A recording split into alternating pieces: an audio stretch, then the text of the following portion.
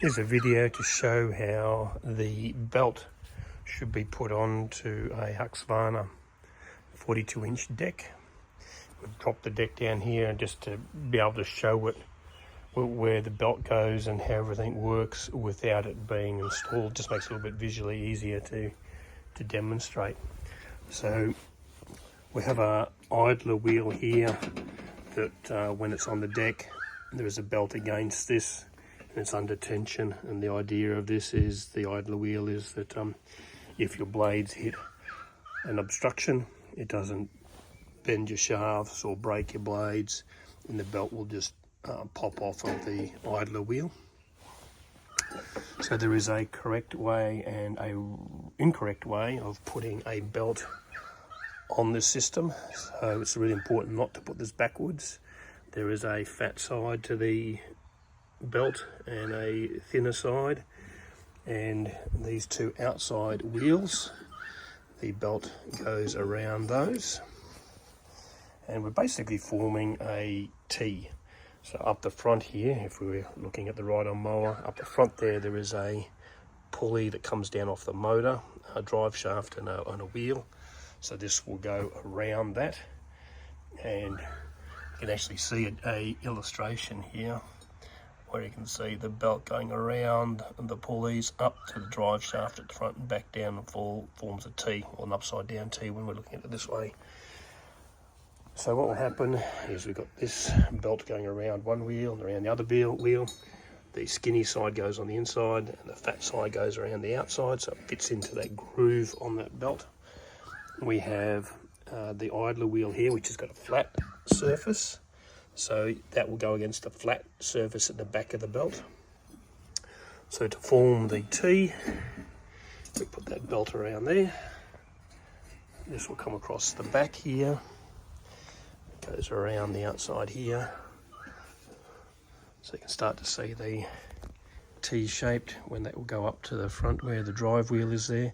And then we have this idler wheel, and that slides forward under tension here and we'll hold this here.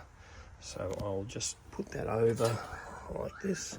So the important part, really important part of this, and this is where most people go wrong, is there are two clips here that hold the belt in place, and when it hits an obstruction, the belt will pop out of here. Where people go wrong is when they're putting it underneath the deck here, they'll put it in here like this, but they will accidentally have that going around the outside of that one. And you can actually see here this is worn because it has been inadvertently put around the outside, and that will destroy your belt in minutes. It'll absolutely shred it. That's like a blade, that'll shred the belt. So really important that is on the inside of both of those clips, and then that will come under tension, hold it forward, and it'll look like that. So we'll put this all back together and I'll show you what that looks like from underneath. So the procedure for putting the belt back on once the deck is attached is drop it down to the ground to give you the best access to see what you're doing underneath. This fat outside piece of the belt goes to the outside of this pulley wheel, so you can see the natural groove that this will sit into. It doesn't go the other way around, that will destroy the belt. So it fits in with the fat side outside and the skinny side into that groove. We then go around this arm here, so that's got a flat surface here, so the flat surface of the belt goes around that to form the T. We go up and around the main drive shaft at the front, so again the skinny part of the belt goes to the inside of that groove there. So we've got, it goes down around the outside.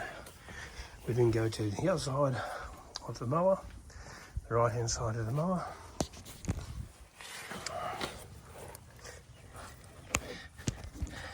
And we can see that the belt comes across from the other side across, all the way across to the back here, to the right hand pulley.